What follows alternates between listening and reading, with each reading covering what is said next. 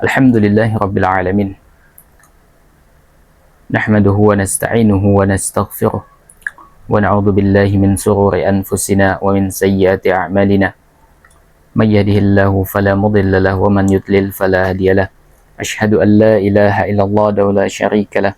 Wa asyhadu anna Muhammadan 'abduhu wa rasuluh. Allahumma shalli wa sallim wa barik ala Muhammadin wa ala alihi wa sahbihi ajma'in. Allahumma 'allimna ma yanfa'una wanfa'na bima 'allamtana wa zidna 'ilma. Rabbi syrah li sadri wa yassir li amri wa hlul 'uqdatam min lisani yafqahu qawli. Fa inna asdaqal hadits kitabullah wa khairul huda huda Muhammadin sallallahu alaihi wasallam wa syarrul umuri muhdatsatuha wa kullu muhdatsatin bid'ah wa kullu bid'atin dhalalah wa kullu dhalalatin finnar. Jemaah sekalian dan para pemirsa baik di Indonesia, di Malaysia dan Singapura, alhamdulillahirabbil alamin. Tiada hentinya kita memuji Allah Subhanahu wa taala Rabbul Alamin atas segala nikmat yang dilimpahkan kepada kita. Tiada hentinya kita memuji Allah Subhanahu wa taala atas segala nikmat yang Allah berikan kepada kita. Ya, berupa nikmat kesehatan, nikmat taufik, nikmat hidayah, dan nikmat dikokohkan di atas agamanya Allah Subhanahu wa taala. Dikokohkan, semoga kita semua dikokohkan di atas tauhid dan di atas sunnahnya Nabi alaihi salatu wassalam. Salam taslim semoga senantiasa tersampaikan kepada junjungan kita Nabi besar Muhammad sallallahu alaihi wasallam, kepada keluarga beliau, kepada para sahabat beliau, dan kepada setiap orang yang senantiasa istiqamah di atas sunnahnya Nabi alaihi salatu wassalam hingga akhir zaman. Jemaah yang dimuliakan oleh Allah Subhanahu wa taala, tema kajian kita pada kesempatan ini yaitu berkaitan dengan sesuatu yang sangat dekat dengan kita, yaitu sesuatu yang melekat bahkan dengan diri kita, yaitu kita akan membahas masalah tradisi. Ya, kita akan membahas tradisi. Jadi tajuk atau judul yang kita angkat pada kesempatan ini yaitu berkaitan dengan tajuknya yaitu mengoreksi tradisi menurut Al-Quran dan Sunnah. Ya, mengoreksi tradisi menurut Al-Quran dan Sunnah. Pertanyaan besarnya, kenapa tradisi kita itu harus dikoreksi? Ada apa sebetulnya dengan tradisi kita, dengan adat kebiasaan kita? Ya, ada apa sebenarnya? Kenapa harus dikoreksi dengan Al-Quran dan Sunnah? Ya, nanti kita akan bahas, ya, termasuk di antara turunan-turunannya nanti, gitu kan? Ya, kenapa harus menjadikan Al-Quran dan Sunnah sebagai kacamata di dalam mengoreksi adat? Ya, sebagai pemantik awal, ya. Di antara kenapa adat kita itu harus dikaji, harus dikoreksi melalui Al-Quran dan Sunnah, ya, karena adat kita itu kadangkala bercampur dengan keyakinan-keyakinan terdahulu yang menyimpang, baik itu animisme, dinamisme, Hindu, Buddha, dan sebagainya. Itu kadangkala bercampur, ya. Sehingga di dalam melestarikan tradisi kebiasaan itu harus dipilih-pilih. Mana yang memang layak untuk dilestarikan, mana yang memang semestinya ditinggalkan. Ya. Dan di sini Islam menggariskan gitu loh. Makanya segala sesuatunya itu harus kita lihat ya, melalui kacamata Al-Quran dan Sunnah. Ya. Harus dilihat dari situ, sehingga nanti dia akan ilmiah bahasannya, gitu kan, bukan hanya sekedar mengatakan ini salah, ini benar, tapi ada bukti yang disampaikan, yaitu melalui dalil-dalil dari Nabi alaihi salatu wasallam ataupun yang sudah termaktub di dalam Al-Quran, gitu kan. Nah, hadirin makanan Allah Subhanahu wa taala, jemaah sekalian, bahwasanya Islam ini agama yang sempurna, gitu kan. Islam ini adalah agama yang sempurna. Ya. Jadi Allah Subhanahu wa taala menurunkan tuntunan kepada kita melalui Rasulnya sallallahu alaihi wasallam. Itu semua aspek kehidupan itu diatur sedemikian rupa. Jadi segala sesuatunya itu sangat sempurna sekali diatur oleh Allah Subhanahu wa taala. Dan dicontohkan oleh Nabi SAW. Termasuk bagaimana kita berkeyakinan, bagaimana kita beribadah, bagaimana kita ya di dalam tradisi. Jadi semuanya itu harus ditimbang melalui Al-Quran dan Sunnah. Jadi adat istiadat kebiasaanlah yang mengikuti dalil, mengikuti syariat. Bukan justru syariat yang mengikuti adat. Ya, ini penting untuk kita ketahui. Allah Subhanahu wa taala berfirman ya berkaitan dengan ya kesempurnaan Islam. Bahwasanya syariat yang Allah turunkan kepada kita ini sudah sempurna sudah. Ya. Jadi apapun yang antum inginkan, jawaban dari setiap permasalahan itu sudah termaktub di dalam Al-Qur'an dan Sunnah. Dan tidak ada lagi peluang untuk mengembangkan ajaran-ajaran baru karena semuanya sudah final di dalam syariat kita. Berkaitan dengan masalah keislaman kita itu sudah final. Allah Subhanahu wa taala mengatakan a'udzubillahi minasyaitonir rajim. Al-yawma akmaltu lakum dinakum wa atmamtu 'alaikum ni'mati wa raditu lakumul Islam madina. Allah mengatakan pada hari ini telah aku sempurnakan untuk kalian agama kalian dan aku telah cukupkan nikmatku atas kalian kata Allah dan telah aku ridhoi Islam sebagai agama kalian. Dan ini adalah wahyu terakhir yang turun kepada Nabi SAW yang menegaskan bahwasanya Allah Subhanahu wa taala telah menyempurnakan agama kita. Dan Allah Subhanahu wa taala sudah meridhai kita dan sudah mencukupkan nikmat kita gitu. Oleh karena itu, ini adalah di antara dalil yang menunjukkan bahwasanya syariat yang telah Allah Subhanahu wa taala turunkan kepada kita itu sudah final, sudah sempurna. Sehingga tidak ada lagi peluang untuk berinovasi di dalam agama kita seperti itu. Artinya apa? Kalau Islam sudah sempurna, segala sesuatunya itu harus dilihat melalui kacamata Islam karena sudah diatur semuanya di dalam Islam begitu loh, ya. Semua tindak tanduk manusia itu sudah diatur di dalam Islam. Nah, jamaah sekalian, ya. Di sini tajuk yang kita angkat tadi adalah mengoreksi tradisi menurut Al-Qur'an dan Sunnah. Terutama tradisi yang mesti dikoreksi adalah tradisi yang memang sangat rentan bersinggungan dengan akidah kita. Bersinggungan dengan akidah kita, gitu kan? Bersinggungan dengan tauhid kepada Allah Subhanahu wa taala, ya. Sehingga tidaklah lain ketika seseorang mengerjakan tradisi tersebut, ya dia akan terjatuh di dalam kemusyrikan, di dalam kesyirikan begitu. Nah, sebelum kita masuk pada inti bahasan kita, ada baiknya jika kita mereview sedikit yang berkaitan dengan masalah tauhid. Termasuk di antara pembagian-pembagian tauhid, kemudian kesyirikan dan pembagian-pembagian kesyirikan, ya. Yang pertama, ya, kita akan mereview kembali berkaitan dengan masalah pengertian tauhid. Apa itu tauhid? Apa itu tauhid? Ya. Jadi secara bahasa jamaah sekalian, tauhid itu berasal dari kata wahada yuwahidu tauhidan. Artinya apa? Menjadikan satu. Ya, menjadikan satu. Adapun secara istilah syariat, tauhid itu adalah ifradullahi bima yakhtassu bihi. Maksudnya adalah mengesahkan Allah Subhanahu wa taala dalam segala sesuatu yang menjadi kekhususannya. Di dalam segala sesuatu yang menjadi kekhususannya. Ya. Terkhusus di dalam masalah ibadah. Karena ibadah itu secara khusus harus ditujukan kepada Allah Subhanahu wa ta'ala. Harus ditujukan kepada Allah Subhanahu wa ta'ala. Sehingga tidak boleh ibadah itu ditujukan kepada selain Allah Subhanahu wa ta'ala. Dan antum mesti tahu bahwa tauhid ini merupakan di antara hak terbesar. Ya. Tauhid ini merupakan hak terbesar Allah Subhanahu wa ta'ala atas seluruh makhluknya. Tauhid ini adalah hak terbesar Allah Subhanahu wa taala atas seluruh makhluknya. Apa kata Nabi sallallahu alaihi wasallam? Haqqullahi 'alal 'ibadi an ya'buduhu wa la yusyriku bihi syai'a. Kata Nabi sallallahu alaihi wasallam, hak Allah atas para hamba adalah mereka beribadah kepadanya dan tidak menyekutukannya dengan sesuatu apapun. Ini diriwayatkan oleh Al-Bukhari dan Muslim. Jadi kata Nabi SAW, tauhid ini adalah hak terbesar Allah Subhanahu wa ta'ala atas semua makhluknya, gitu kan? Jadi apabila seseorang terjatuh di dalam kesyirikan, maka berarti dia sudah merampas atau merusak haknya Allah Subhanahu wa taala yang mestinya ditujukan kepada Allah Subhanahu wa taala. Ya, nah, jadi itu adalah masalah pengertian tauhid. Kemudian kita masuk pada pembagian tauhid.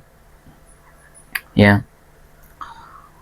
Tauhid itu ada 3 turunan. Ya, ada 3 turunan. Pertama adalah tauhid rububiyah.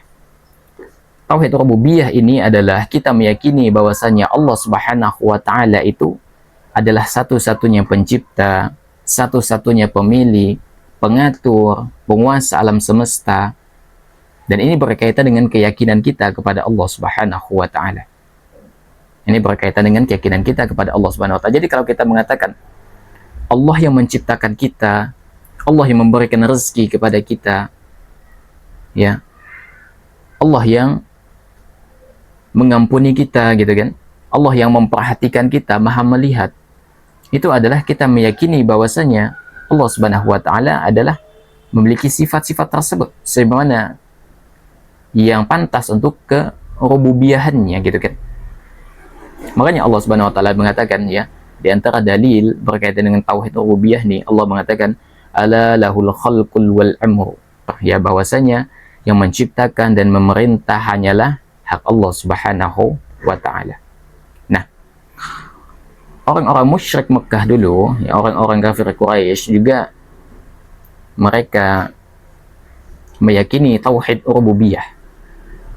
Mereka juga meyakini tauhid rububiyah. Allah Subhanahu wa taala mengatakan, "Wala in sa'altahum man khalaqahum la yaqulunallah." Kalau engkau, kata Allah, bertanya kepada mereka siapa yang menciptakan mereka, mereka pasti akan mengatakan apa? Allah. Jadi kalau orang kafir Mekah dulu ditanya, siapa menciptakan, siapa memberi rezeki, mereka mengatakan Allah. Mereka mengatakan Allah. Dan ini adalah tauhid rububiyah. Tapi ingat, tauhid ini, pengakuan ini belum menjadikan mereka sebagai muslim. Belum menjadikan mereka sebagai muslim. Kenapa? Ya, jawabannya ada pada tauhid kedua. Yang pertama tadi rububiyah, yang kedua adalah tauhid uluhiyah.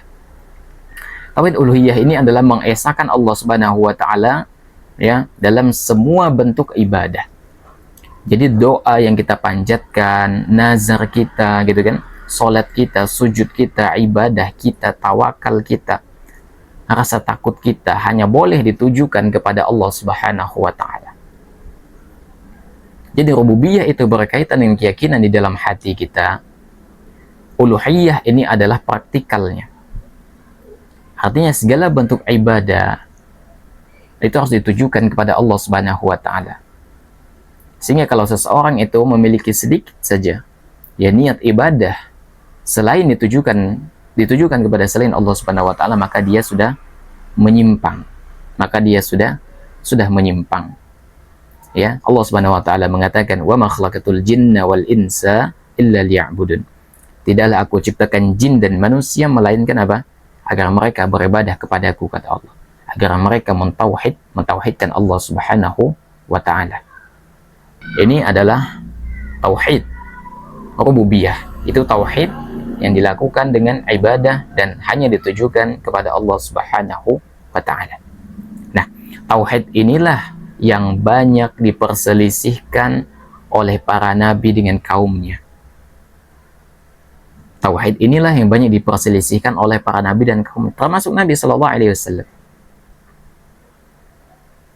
Dulu orang kafir Mekah juga, ya, mereka juga menyembah Allah Subhanahu wa taala dan mereka yakin bahwasanya Allah yang menciptakan mereka, memberi rezeki kepada mereka. Tapi mereka ketika mereka menyembelih, ya, berkurban, mereka tujukan kepada siapa? Kepada berhala-berhala. Kepada berhala-berhala. Mereka juga, ya, menyandarkan nasib mereka kepada tatayur, ya, mengundi nasib, gitu kan. Itu yang mereka lakukan.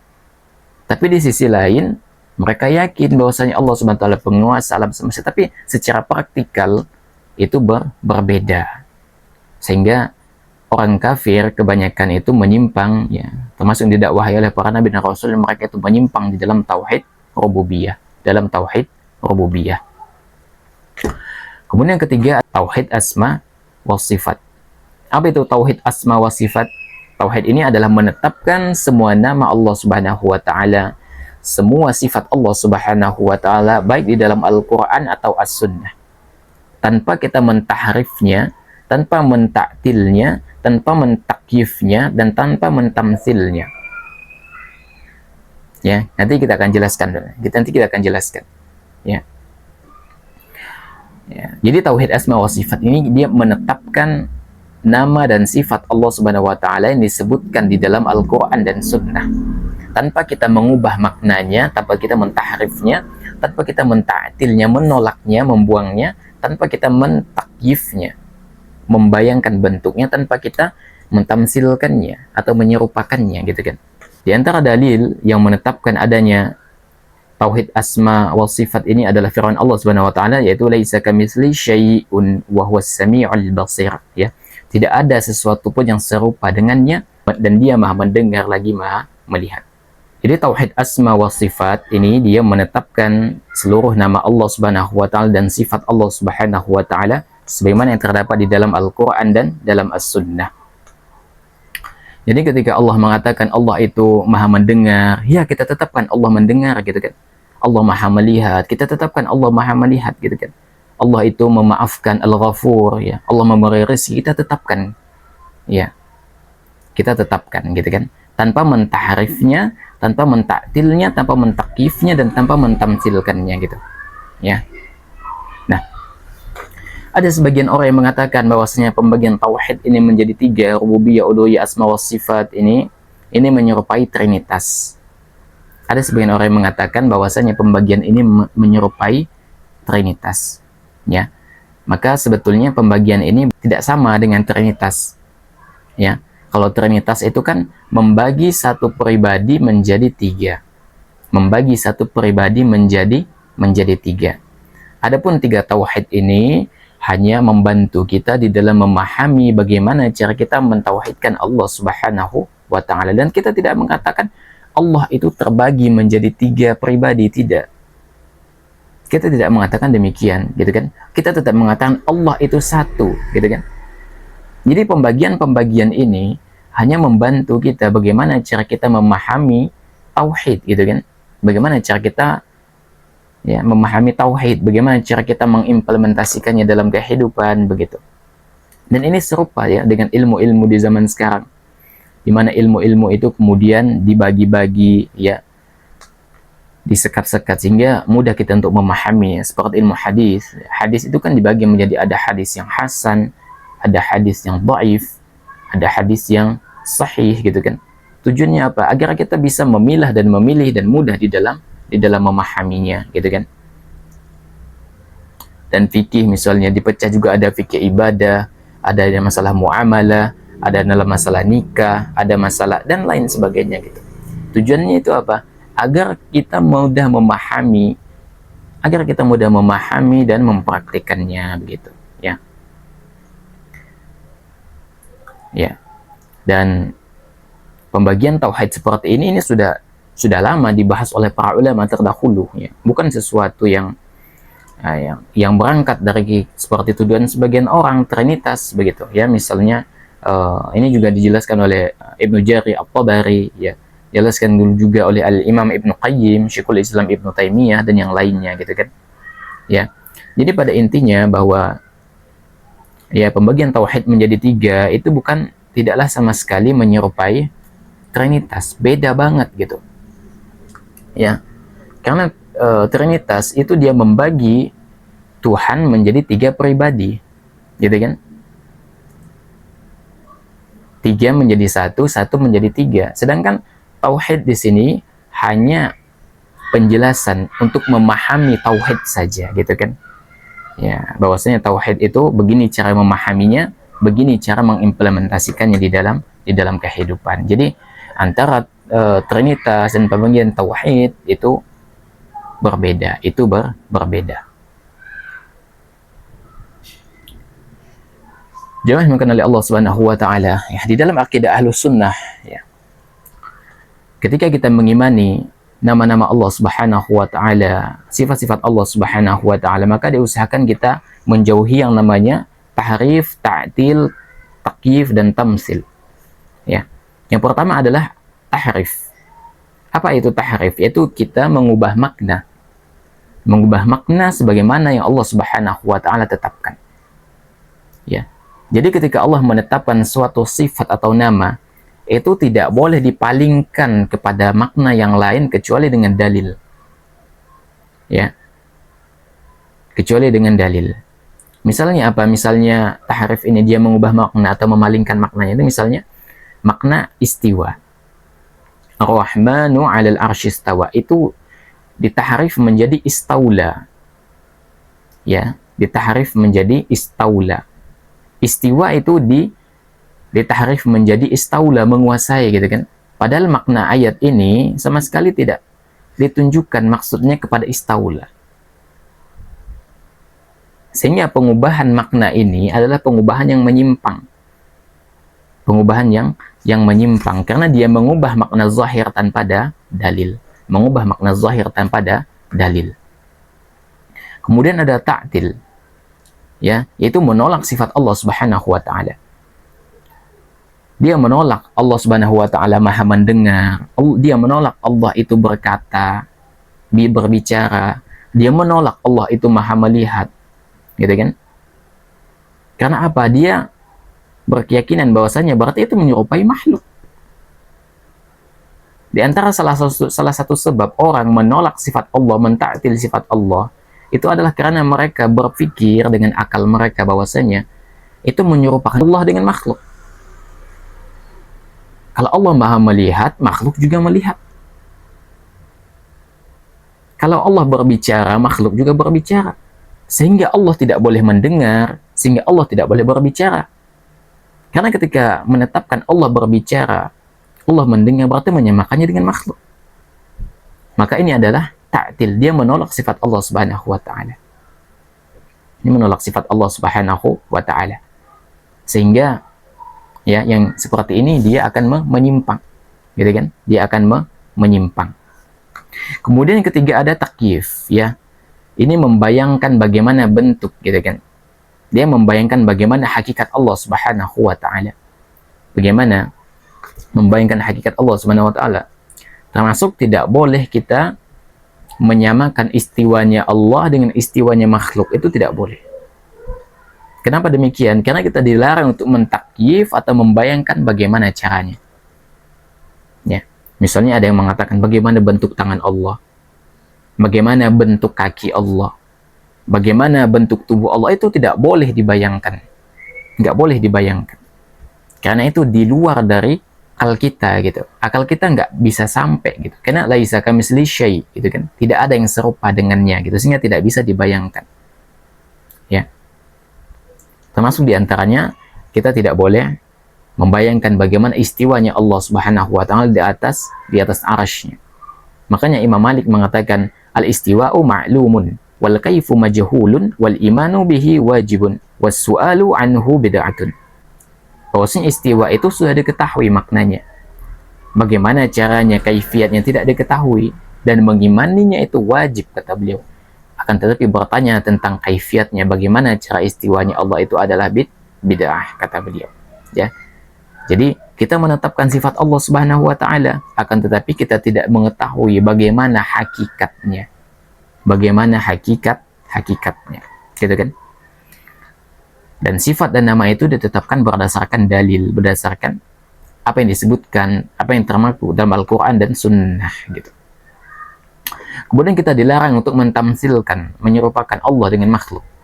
Ya, menyamakan Allah dengan sifat makhluk. Misalnya kita menyamakan tangan Allah dengan tangan manusia, menyamakan istiwanya Allah dengan istiwanya manusia, menyamakan cara mendengarnya Allah dengan cara mendengar manusia. Ini termasuk tamsil dan ini nggak boleh. Ini adalah bentuk penyimpangan. Ini adalah bentuk penyimpangan. Karena Allah mengatakan, laisa kamitslihi syai'un bahwa sami'ul basir. Tidak ada sesuatu yang serupa dengannya. Dan dia maha mendengar dan lagi maha melihat. Itu berkaitan dengan masalah pembagian tauhid, ya, serta perkara yang bersangkut paut dengannya.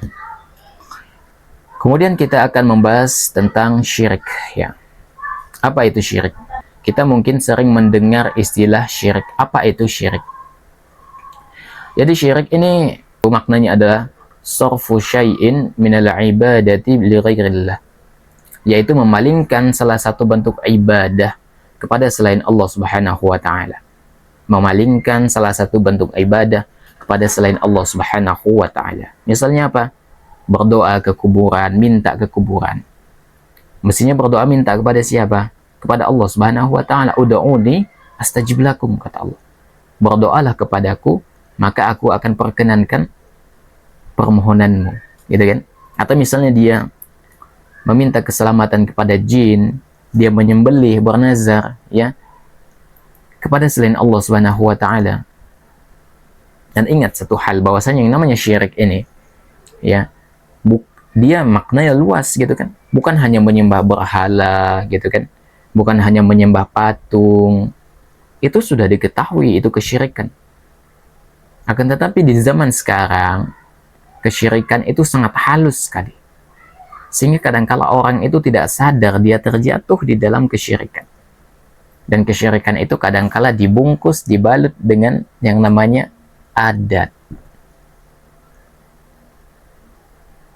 Sehingga ketika ada seseorang yang tidak mau mengerjakan adat karena itu menyimpang, mengandung kesyirikan, orang itu akan dituduh dengan tuduhan-tuduhan yang luar biasa. Disebut sebagai orang yang anti adat, disebut sebagai orang yang radikal.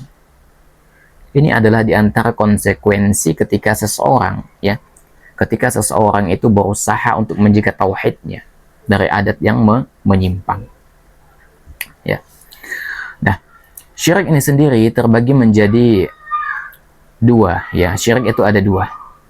Yang pertama adalah syirik akbar.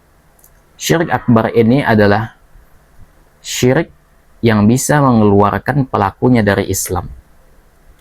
Syirik akbar ini adalah syirik yang bisa mengeluarkan pelakunya dari Islam.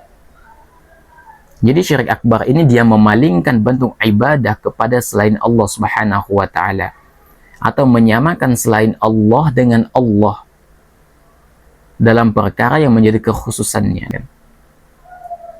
Jadi misalnya kalau dia berdoa misalnya kepada kuburan misalnya, jadi dia murni minta kepada kuburan, dia nggak minta kepada Allah. Dia murni minta ke kuburan, syirik akbar. Minta ke pohon, murni dia minta ke pohon, maka dia jatuh dalam syirik akbar. Gitu kan? Dia minta perlindungan kepada jin penunggu pohon, syirik akbar. Dan ini bisa mengeluarkan pelakunya dari Islam. Ini bisa mengeluarkan pelakunya dari Islam. Ya. Misalnya juga dia meyakini adanya yang mengetahui perkara gaib selain Allah Subhanahu wa taala. Sedangkan mengetahui perkara gaib itu adalah prerogatifnya Allah Subhanahu wa taala. Ya. Allah Subhanahu wa taala mengatakan, "Innahu may yusyrik billahi faqad haramallahu 'alaihi al-jannah." Barang siapa saja yang mempersekutukan Allah Subhanahu wa taala, maka Allah haramkan baginya syurga. Jadi siapapun yang menyekutukan Allah Subhanahu wa taala dengan syirik besar, Allah Subhanahu wa taala akan haramkan baginya syurga. Karena dia bisa mengeluarkan seseorang dari Islam. Oleh karena itu orang kafir itu nggak ada peluang sama sekali masuk syurga kecuali dia masuk Islam, mentauhidkan Allah Subhanahu wa taala. Kenapa? Karena mereka beribadah totalitas memalingkan kepada selain Allah Subhanahu wa taala. Sehingga mereka akan kekal di nerakanya Allah Subhanahu wa taala. Itu syirik akbar. Kemudian ada syirik asghar, ya, syirik kecil. Yaitu syirik ini tidak mengeluarkan pelakunya dari Islam, tapi pelakunya itu terjatuh dalam dosa besar, gitu kan. Misalnya di dalam beribadah, dia meniatkan ibadah itu kepada Allah, tapi di sisi lain ada niat lain, ada motif lain, motif dunia, minta dipuji, ya, riya, gitu, sum'ah. Ini syirik, tapi syirik kecil, ya. Yang paling Nabi khawatirkan atas umat ini adalah syirik kecil. Di antaranya adalah riya. Ya. Orang riya kan dia, ya mungkin dia niat ibadahnya karena Allah Subhanahu wa taala, tapi di sisi lain dia pengen dipuji, minta divalidasi, sehingga jatuhnya dalam syirik, tapi syirik kecil. Dia tidak mengeluarkan dari Islam, tapi dia jatuh dalam dosa besar. Namun syirik kecil ini adalah wasilah yang bisa menghantarkan pada syirik besar begitu. Ini yang harus kita waspadai. Sehingga kita harus bisa membedakan antara antara syirik besar dan syirik kecil.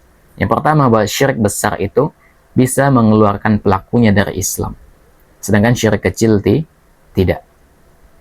Syirik besar itu bisa membatalkan keislaman seseorang, sedangkan syirik kecil itu tidak, gitu kan? Kemudian ya syirik besar ini bisa menghapus seluruh amal. Syirik besar ini bisa menghapus seluruh amal jika dia tidak bertobat sebelum wafat. Ya, adapun syirik kecil, ya dia tidak bisa menghapus seluruh amal. Dia hanya akan merusak amal yang terkontaminasi dengan syirik kecil itu saja.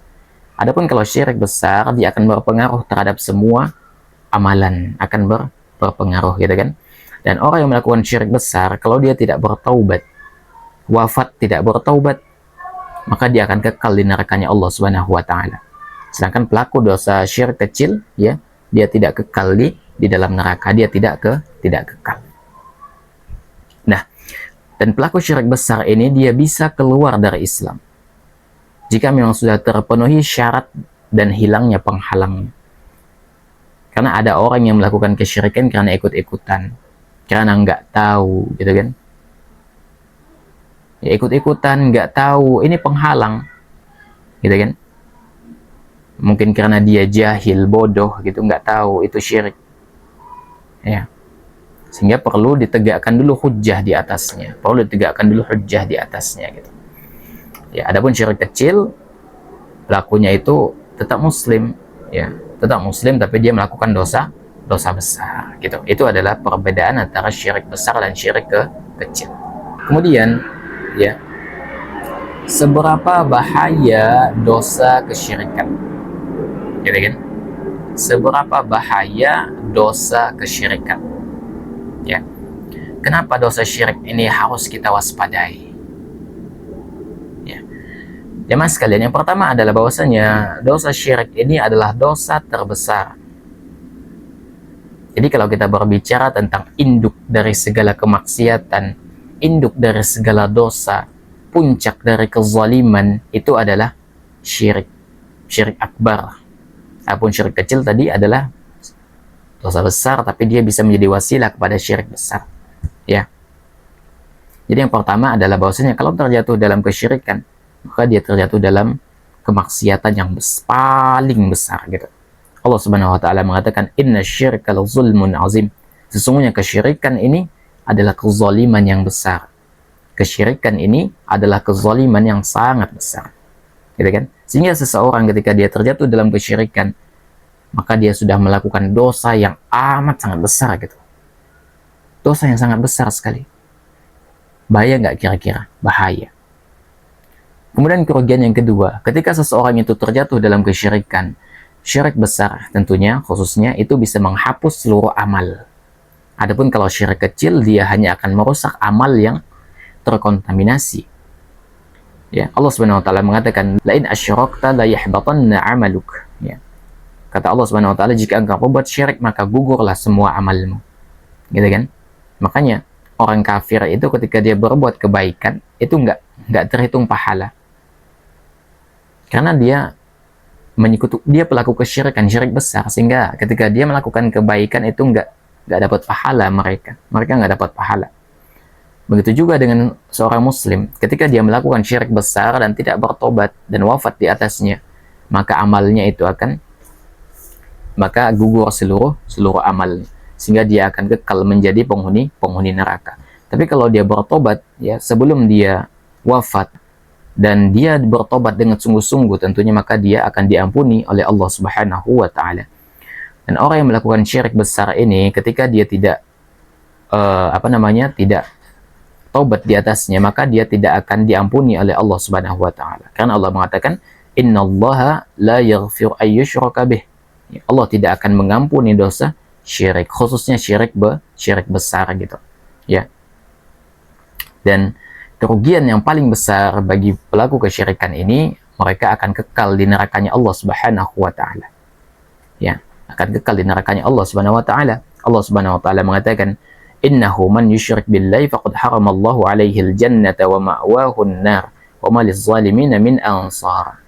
Sesungguhnya barang siapa yang mempersekutukan Allah Subhanahu wa taala, ya, maka sungguh Allah mengharamkan baginya surga dan tempat tinggalnya adalah di dalam neraka, dan tidak ada bagi orang-orang zalim itu pun ya seorang penolong. Gitu kan? Ini Al-Maidah ayat 72. Jadi itu adalah di antara ya kerugian atau dampak dari dosa syirik. Ini adalah di antara dampaknya, gitu kan?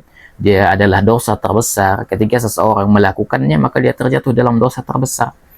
Dia bisa menghapus semua amal kita, gitu kan? Ya, berapa banyak pun sholat antum, haji antum, zakat antum, sedekah antum, ya harta yang diwakafkan, dihibahkan.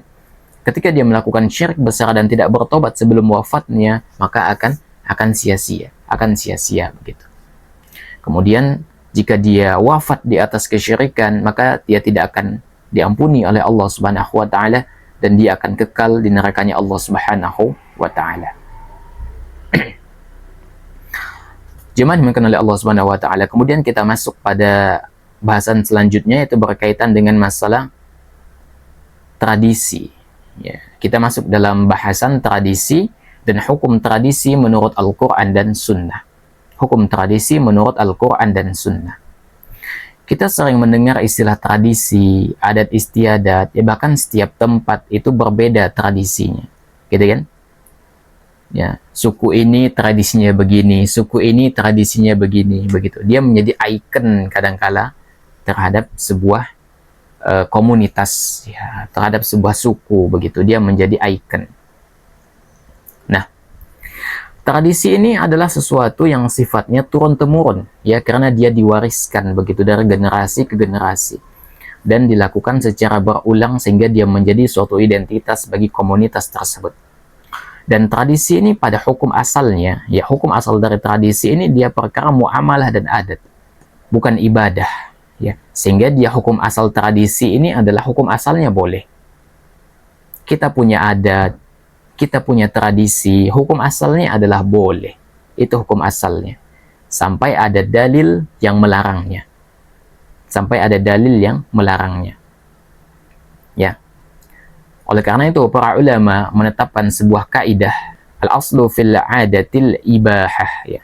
Bahwasanya hukum asal dari adat kebiasaan itu adalah boleh. Hukum asalnya adalah boleh. Ya. Nabi SAW juga punya adat, gitu kan? Bangsa Arab punya adat. Dan Nabi SAW itu punya adat kebiasaan yang tetap beliau pertahankan, dan ada adat kebiasaan yang beliau tinggalkan. Itu menunjukkan bahwasanya tidak semua adat itu boleh untuk kita ikuti. Sehingga sebagai seorang muslim yang memang pantas untuk kita lestarikan itu, ya kita harus lihat-lihat dulu mana yang pantas, mana yang tidak pantas, mana yang harus dibuang, mana yang harus ditinggalkan. Kita harus tahu itu. Dan kita harus memahami kaidah-kaidahnya. Ya. Nah, Islam ini datang, dia tujuannya bukan untuk menghapus tradisi. Islam itu datang bukan untuk menghapus seluruh tradisi, tidak. Ya. Akan tetapi, Islam itu datang untuk menghapus tradisi yang mengandung kesyirikan, mengandung kebid'ahan, mengandung kemaksiatan, atau dia memang bertentangan dengan syariat. Adapun ada tradisi yang tidak bertentangan dengan syariat, itu layak untuk dipertahankan. Layak untuk dipertahankan. Gitu kan? Misalnya dulu, di zaman Nabi SAW ada tradisi, ya, nyembelih. Nyembelih itu ditujukan kepada patung, kepada berhala. Boleh nggak? Nggak boleh. Gitu kan? Dulu di Arab, ya, sebelum Islam datang, pra Islam, ya, orang-orang menganggap bahwasanya anak perempuan itu aib. Anak perempuan itu aib. Sehingga ketika mereka mendapatkan atau mendapati istrinya melahirkan seorang perempuan, mereka menganggap itu sebagai aib yang besar. Bahkan disebutkan di sejumlah literatur sejarah, ya, pra Islam itu banyak orang-orang kafir yang mengubur anak perempuannya hidup-hidup. Ya. Mungkin antum pernah dengar gitu kan, ada sebuah kisah di mana Umar bin Khattab juga mengubur anaknya gitu kan. Tapi ini adalah kisah fitnah yang dibuat orang Syiah. Ini adalah kisah fitnah yang dibuat orang Syiah. Adapun tradisi mengubur anak perempuan karena rasa malu itu memang ada gitu kan. Tapi berkaitan dengan kisah Umar, ini adalah fitnah dari orang-orang Syiah. Layak nggak untuk dilestarikan? Nggak layak. Ya, nggak layak. Kemudian ada sebuah tradisi kebiasaan dulu, ya. Ketika orang mau safar, perjalanan jauh, ini tatayur namanya ya. Dia melepaskan seekor burung gitu kan. Kalau burung itu misalnya terbang ke kanan, maka mereka akan melanjutkan safar mereka karena itu pertanda baik. Kalau burung itu terbang ke arah kiri, itu pertanda buruk sehingga mereka mengurungkan niatnya gitu kan. Kalau burung itu terbang misalnya selain di antara arah tersebut, berarti coba lagi begitu ya. Ada peluang untuk coba lagi begitu. Atau mengundi nasib gitu. Ya, mengundi nasib gitu kan. Ya. Itu adalah di antara tradisi atau adat yang tidak sesuai dengan syariat kita, sehingga memang pantas untuk ditinggalkan gitu kan. Ya, karena di situ mengandung kesyirikan, dia ada kesyirikan di situ. Jemaah sekalian, ya. Dahulu ya, orang-orang kafir itu, orang-orang musyrik menolak dakwahnya para nabi karena mereka fanatik terhadap tradisi. Mereka itu fanatik terhadap tradisi, sehingga ketika mereka menghukumi sesuatu, memutuskan sesuatu, tidaklah mereka lakukan kecuali sesuai dengan adat yang berlaku di kalangan mereka. Sesuai dengan adat yang berlaku di kalangan mereka. Allah Subhanahu wa taala mengatakan berkaitan dengan masalah ini, A'udzubillahi minasyaitonir rajim. Wa idza qila lahum ittabi'u ma anzalallahu qalu bal nattabi'u ma alfayna 'alaihi aba'ana aw law kana aba'uhum la ya'qiluna syai'aw wa la yahtadun, kata Allah. Apabila dikatakan kepada mereka, ikutilah apa yang telah Allah turunkan, mereka justru mengatakan tidak. Kami mengikuti apa yang kami dapati dari nenek moyang kami. Gitu kan? Berarti tradisi begitu, kebiasaan. Allah mengatakan, apakah mereka tetap mengikuti nenek moyang mereka? Padahal mereka itu tidak mengetahui apapun dan tidak mendapati petunjuk. Ya, maksudnya adalah adat kebiasaan itu dibangun di atas kebatilan, dibangun di atas ketidaktahuan, dibangun di atas kejahilan, gitu kan? Sehingga selayaknya kita mengikuti apa? Adat kebiasaan yang memang tidak mengandung kebatilan di situ, tidak mengandung kebatilan. Artinya apa? Kita tidak boleh fanatik dengan tradisi kita. Tidak boleh fanatik dengan tradisi kita. Kenapa? Kalau fanatik, dia akan mudah menolak syariatnya Allah Subhanahu wa taala. Karena kalau kita dapati ya, sejumlah tradisi, adat kebiasaan itu banyak yang tidak berkesesuaian gitu dengan Al-Quran dan Sunnah. Banyak sekali, sehingga perlu untuk dikoreksi. Sehingga kalau orang itu ya, ketika mereka fanatik dengan tradisi mereka, ketika kita ajak kembali kepada Allah Subhanahu wa taala, mereka mengatakan, "Hendaklah kami hanya mengikuti apa yang kami dapati dari nenek moyang kami." Ya. Kalau kita katakan itu menyimpang, itu terpesong dari syariat Allah Subhanahu wa taala, mereka katakan, "Enggak, ini kan cuma budaya. Tolonglah jangan menghukumi budaya dengan agama gitu. Bedakanlah gitu kan. Budaya ya budaya, agama ya agama gitu." Ini adalah sebuah pernyataan yang menyimpang juga. Kenapa? Karena kita harus mengukur setiap kebiasaan perilaku kita sesuai dengan apa yang Allah turunkan begitu. Sehingga ketika kita mengatakan dan memisahkan antara budaya dan agama, sehingga budaya kita lakukan tanpa memilah dan memilihnya, betapa banyak akan terjatuh orang di dalam kerusakan karena mereka terlalu fanatik dengan budaya mereka, ya. Kemudian dalil yang kedua, Allah Subhanahu wa taala mengatakan inna wajadna aba'ana ala ummati wa inna ala atharihim muqtadun. Allah mengatakan sesungguhnya kami mendapati nenek moyang kami berada di atas suatu ajaran dan kami mengikuti jejak mereka. Ya. Nah, sebetulnya ayat-ayat ini ya ini merupakan celaan. Ya. Celaan kepada orang yang menjadikan tradisi sebagai tolak ukur kebenaran. Ini ayat ini adalah celaan ya bagi orang yang menjadikan tradisi sebagai tolak ukur kebenaran. Ya, karena tolak ukur kebenaran di dalam Islam itu adalah wahyu, berdasarkan wahyu, bukan berdasarkan warisan leluhur. Adapun ada tradisi, dia mengikuti wahyu, bukan wahyu yang mengikuti adat kebiasaan. Sehingga perlu kita mengislamisasi adat kebiasaan yang berlaku di tengah masyarakat kita. Maksudnya adalah adat yang memang bertentangan, bertabrakan dengan syariat kita itu ya tidak usah lagi dilakukan. Adapun adat yang berkesesuaian dengan ajaran Islam, ya silahkan kita lakukan gitu. Dan kita lestarikan gitu kan. Tapi yang bertentangan ya kita tinggalkan. Nah, pertanyaannya kapan sebuah tradisi itu harus ditinggalkan? Kapan sebuah tradisi itu harus ditinggalkan? Dan kapan harus dipertahankan? Yang pertama, ya, kapan tradisi harus ditinggalkan? Yang pertama adalah ketika tradisi itu mengandung kesyirikan. Jadi kalau ada tradisi yang mengandung pengagungan kepada selain Allah, di situ orang-orang meminta kepada selain Allah, di situ mereka melakukan di situ mereka melakukan pemberian sesajen gitu kan. Ada sesajen yang disimpan di dalam perahu, dilarung kemudian ke lautan. Ada sesajen yang dari kepala sapi, kepala kerbau dibuang ke lautan. Ada orang buat sesajen dikasihkan ke hutan.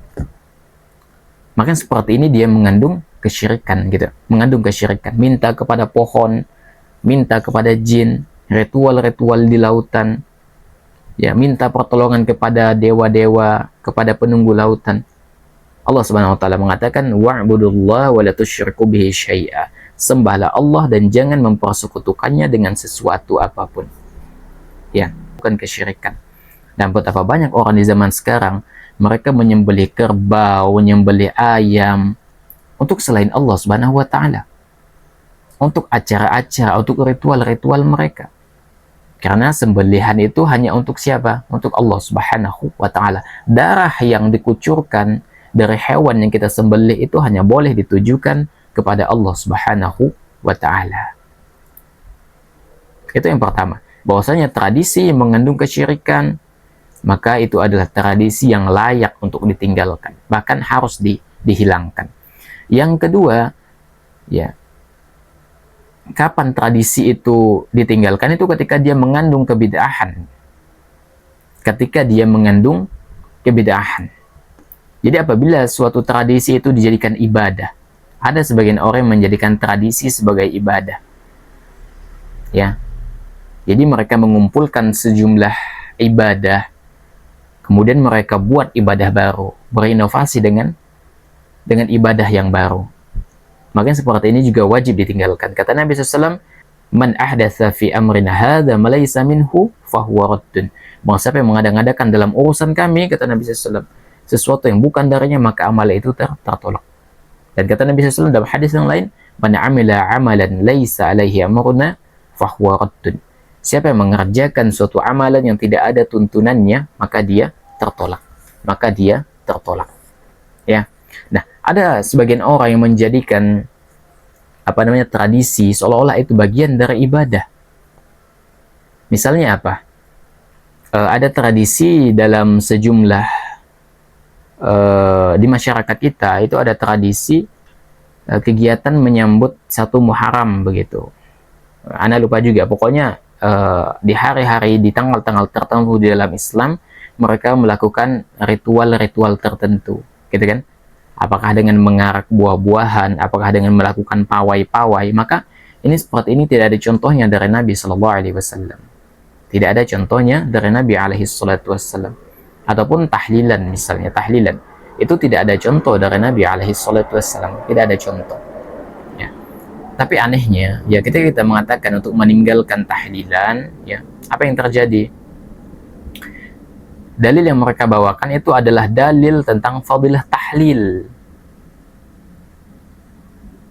Di dalam syariat kita memang ada tahlil, ada tahmid, gitu kan. Tapi tidak dikenal dengan istilah tahlilan, itu nggak dikenal. Ya. Ada sebagian yang mengatakan ini budaya, oke budaya, berarti boleh ditinggalkan, boleh. Tapi kan di masyarakat kita praktiknya berbeda. Ketika nggak ditahlilkan, kayak nguburin kucing gitu kan. Padahal ya tidak didapati pun satu riwayat dari para sahabat. Ya para sahabat itu misalnya tahlilan atas wafatnya Rasulullah, tahlilan atas wafatnya Abu Bakar gitu. Nggak ada. Sehingga ya ini adalah adat yang tidak ada dalilnya, mesti ditinggalkan, ditinggalkan. Kemudian ketika kapan ya adat itu ditinggalkan, yaitu ketika dia mengandung kemaksiatan. Kita dapati sejumlah adat kebiasaan masyarakat itu dia ada kebiasaan ikhtilat, campur baur antara laki-laki perempuan misalnya. Ya, di situ ada perjudian, ada minum-minuman keras. Kita dapati loh, dalam sejumlah adat ritual itu mereka melazimkan untuk minum minuman keras. Ya, dan atau mengandung kemungkaran lainnya seperti joget-joget dan lain sebagainya. Ini nggak boleh kita ikuti, yang seperti nggak boleh untuk dilestarikan gitu kan. Atau misalnya ada orang yang belakangan memang mengkritisi pakaian Islami gitu kan. Untuk apa orang menggunakan jilbab gitu kan? Budaya orang Indonesia kan wanitanya nggak pakai jilbab, pakai kebaya gitu kan, pakai konde gitu.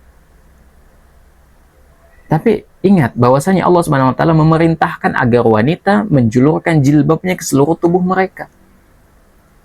Maka di sini akan terlihat siapa orang yang mementingkan tradisi, siapa yang lebih mementingkan wahyu gitu kan. Ini dari sini terlihat loh. Di sini terlihat. Seorang muslimah sejati, ya mereka akan mementingkan perintah Allah Subhanahu wa taala, tutup aurat, pakai jilbab. Maka budaya yang membuka aurat seperti itu bagi perempuan itu adalah budaya yang mesti ditinggalkan. Karena bertentangan, mengandung kemaksiatan, bertentangan dengan syariat kita. Bertentangan dengan syariat kita. Ya. Nah, lalu apa ya bahaya dan dampak ketika seseorang itu mempertahankan tradisi yang bertentangan dengan syariat? Yang pertama, ketika seseorang itu fanatik terhadap tradisinya, maka mereka akan menolak kebenaran. Ketika kita sampaikan nasihat, ini keliru, ini menyimpang, ini terpesong dari sunnahnya Nabi, mereka mengatakan, ini kan cuma adat, ini kan cuma tradisi. Kami hanya melestarikan apa yang kami dapati dari nenek moyang kami. Makanya Allah menyinggung mereka, mencela mereka. Allah mengatakan, Inna wajidna aba'ana ala ummati wa inna ala atharihim mudun. Sesungguhnya kami mendapati nenek moyang kami berada di atasnya. Ya kami ikuti gitu. Ini adalah bentuk celaan dari Allah Subhanahu wa taala untuk orang yang mengikuti adat, fanatik kepada adat. Sehingga ketika dinasihati bahwa itu keliru, mereka justru berkilah, membuat alasan, ya, membuat pembenaran gitu kan. Ya, ini ya sehingga orang akan fanatik terhadap tradisinya. Dan yang lebih parah, ketika seseorang itu terlalu fanatik terhadap tradisinya, mereka itu akan mudah terjatuh di dalam kesyirikan. Karena kesyirikan itu bermula dari tradisi. Misalnya kaum Nabi Nuh alaihissalam. Kaum Nabi Nuh itu ya memiliki tradisi. Ketika ada orang soleh meninggal, itu dibuatkan patung. Dibuatkan patung. Lambat laun kemudian, apa yang terjadi? Generasi-generasi patung itu kemudian disembah. Patung itu kemudian disembah. Makanya para ulama menyebutkan bahwasanya kesyirikan, awal kesyirikan itu terjadi di zamannya siapa? Di zamannya Nabi Nuh alaihissalam. Ya. Kemudian ketika seseorang itu melakukan tradisi, ya, dan dia menyandarkannya kepada Islam, padahal Islam nggak pernah mengajarkan itu, maka itu akan tertolak dan sia-sia. Karena kata Nabi SAW, kullu bid'atin dhalalah, setiap yang bid'ah itu adalah kesesatan. Wa kullu dhalalatin finnar, dan setiap kesesatan itu tempatnya di neraka gitu. Ya, jadi akan tertolak. Dan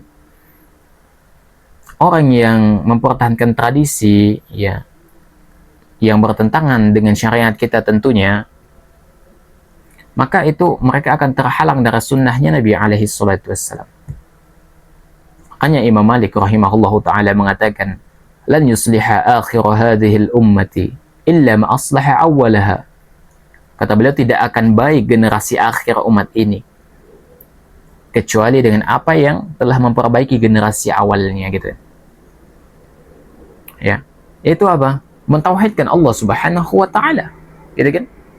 Dulu para sahabat itu mereka melakukan kesyirikan. Mereka memutus tali silaturahim, mengubur bayi perempuan hidup-hidup, ya. Kemudian minum minuman keras. Tapi setelah tauhid datang kepada mereka, masuk ke dalam hati mereka, kehidupan mereka itu berubah 360 derajat.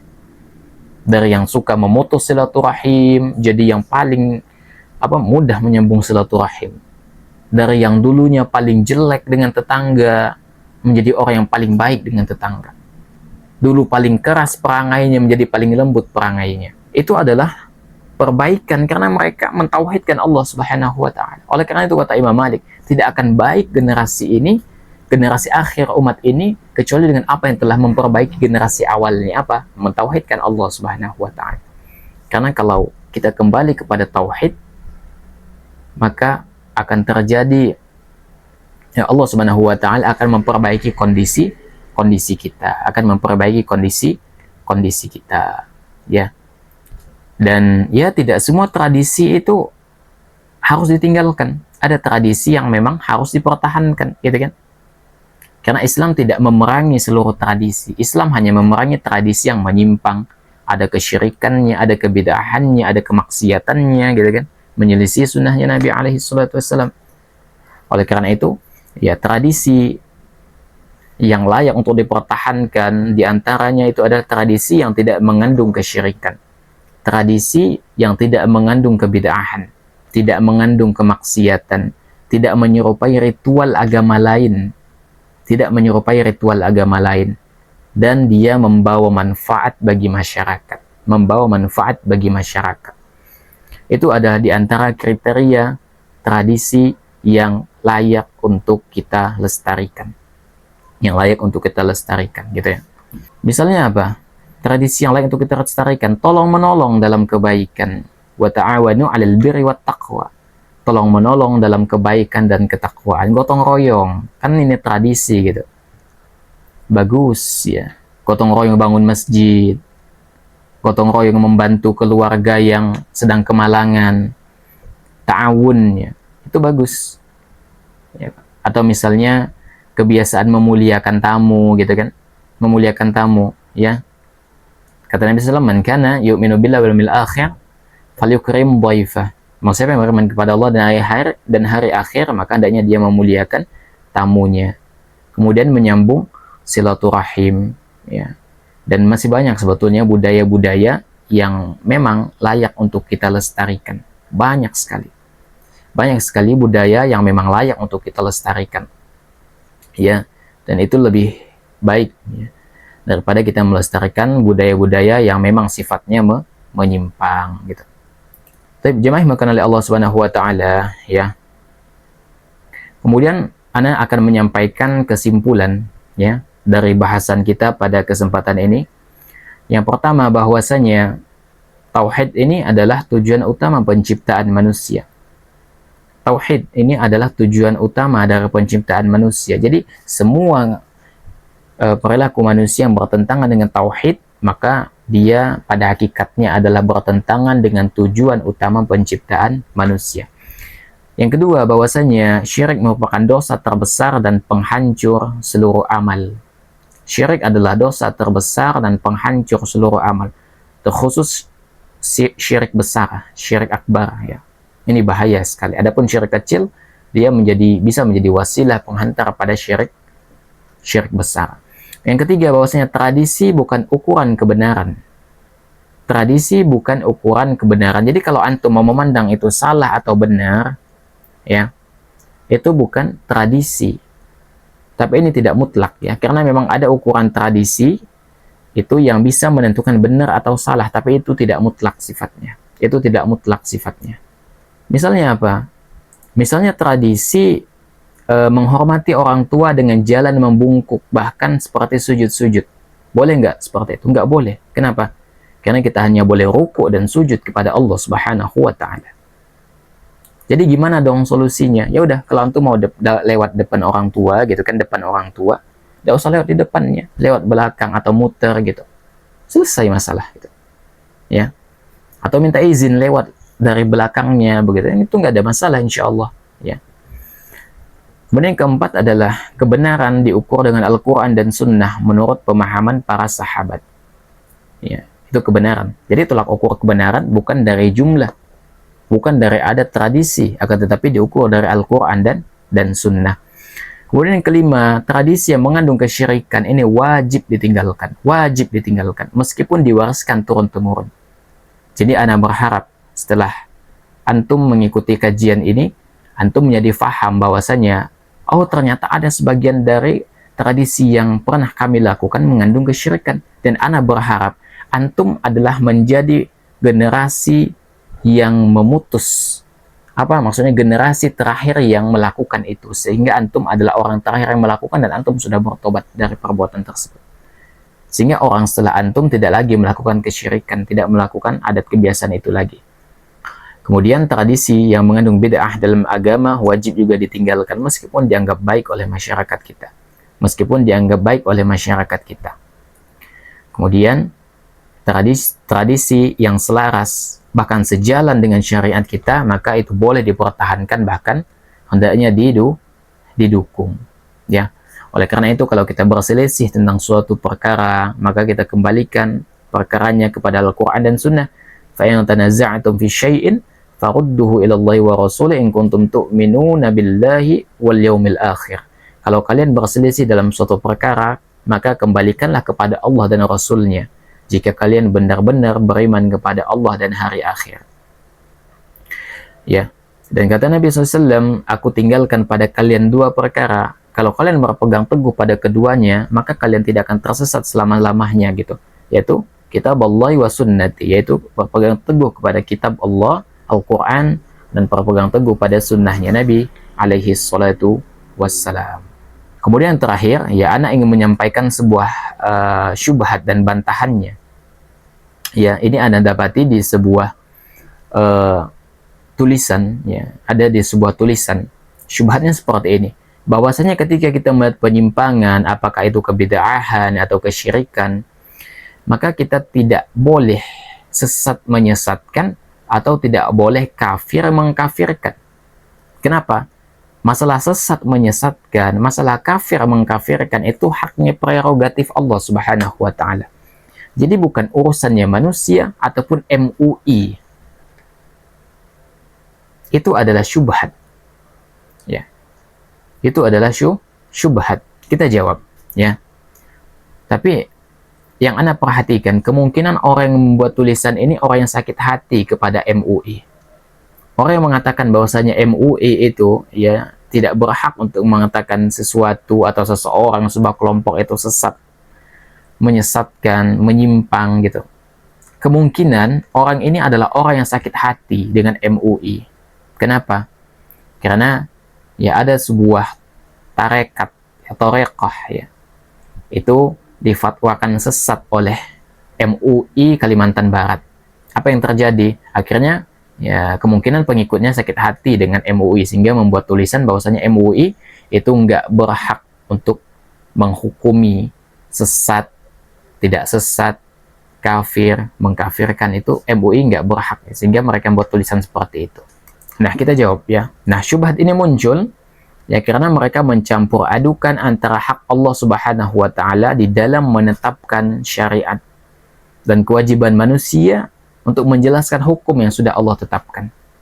Ya. Mereka keliru di dalam menetapkan hak Allah Subhanahu wa taala ketika menetapkan hukum syariat, dan tugas manusia untuk menetapkan, menjelaskan ketetapan tersebut. Ya. Memang benar yang menetapkan hidayah dan kesesatan itu adalah Allah Subhanahu wa taala. Allah Subhanahu wa taala mengatakan apa? Innaka la tahdi man ahbabta walakinallaha yahdi may yasha. Sesungguhnya engkau tidak bisa memberi petunjuk pada orang yang engkau cintai, tetapi Allah memberi petunjuk kepada siapa yang Dia kehendaki. Sehingga dalam masalah ini, ya, hidayah dan kesesatan itu berada di tangan Allah Subhanahu wa taala. Allah menyesatkan siapa yang Dia kehendaki, dan Allah memberikan petunjuk kepada siapa yang Dia kehendaki. Tapi manusia itu diperintahkan untuk menjelaskan mana yang benar dan mana yang salah. Mana yang lurus, mana yang menyimpang. Mana yang tauhid, mana yang syirik. Mana yang bid'ah, mana yang sunnah. Manusia yang diperintahkan. Ya, makanya Allah mengatakan qad tabayyana rusydu minal ghayyi. Sudah jelas kata Allah jalan yang benar dan dari jalan yang sesat itu udah jelas kata Allah. Oleh karena itu Allah Subhanahu wa taala memerintahkan kita ketika kita sudah mengetahui akan kebenaran, di antara perintah yang Allah perintahkan agar kita beramar ma'ruf nahi mungkar. Beramar ma'ruf nahi mungkar gitu kan. Makanya Allah mengatakan wal takum minkum ummatun yad'una ilal khairi wa ya'muruna bil ma'rufi wa yanhauna 'anil munkar. Hendaklah di antara kalian ada segolongan umat yang menyuruh kepada kebaikan, menyuruh kepada yang ma'ruf, mencegah dari kemungkaran kata Allah. Ya. Nah, kalau kita tidak boleh mengatakan bahwasanya kelompok ini menyimpang, yang kelompok ini sesat misalnya, lalu bagaimana kita akan beramar ma'ruf nahi mungkar? Bagaimana gitu kan? Dan para nabi dan rasul juga sudah melakukan hal yang serupa.